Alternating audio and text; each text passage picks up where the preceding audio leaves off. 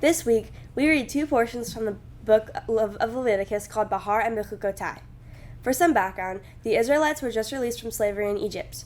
We've been wandering in the desert and have gotten the Torah on Mount Sinai. These two portion titles sort of sum up what has just happened to us. Behar, meaning mountain, represents that we obtained all of the Bechukotai, or laws, on Mount Sinai. I'm speaking today mainly about Parshat Behar, which talks about the laws of the land. One law in particular is that every 7th year there's a Shemitah year, or a sabbatical year in English. The idea is that for 6 years straight, people are to sow their land and prune your vineyards. When that 7th year comes, the land is given complete rest, not unlike Shabbat. One quote that I like is from Rav Kook, who was the first Ashkenazi chief rabbi of Israel. He said, "Life can only be perfected through the affording of a breathing space from the bustle of everyday life." The individual shakes himself free from ordinary weekday life at short and regular intervals on every Sabbath. What the Sabbath achieves regarding the individual, the Shemitah achieves with regard to the nation as a whole. A year of solemn rest is essential for both the nation and the land, a year of peace and quiet without oppressor and tyrant.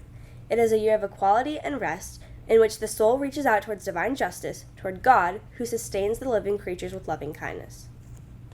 This shows that there is definitely a switch between normal life and Shabbat, or the Shemitah year. One way we have to change is that it takes a lot of preparation. We need to prepare for both Shabbat and the Shemitah year. Shemitah means to release or let go. You need to prepare to do that in order to feel the rest you will take, so that you're not occupied with other thoughts. In the 6 years before Shemitah, you have to prepare for double the harvest so that you have food for that 7th year. For 6 days before Shabbat, you need to get all of your normal responsibilities done in order to feel the most rested. A part of that is not being stressed about what you need to do the next week or even the next year. One of the most famous Jewish commentators, Rashi, states that the reason for the Shemitah year is to give us and the land time to rest, just like how we get the weekly Shabbat. When relating the land to us, I think that our minds getting that time to rest is just like how the land needs time to get its nutrients back. Time is holy as well as the land and us. Shemitah and Shabbat are also connected through community. In order to still be able to have a good harvest, you'll need to collaborate with others and make a plan for that year.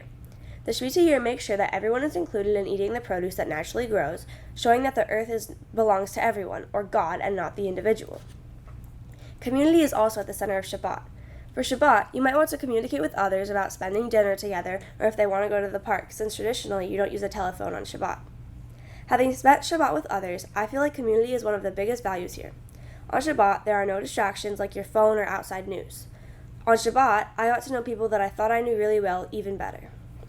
As we come to a close on this school year, it is so important to take the time to disconnect and talk to your friends face to face. At the end of this week, most of us won't see our friends every day, so with the days you have left, really make it count.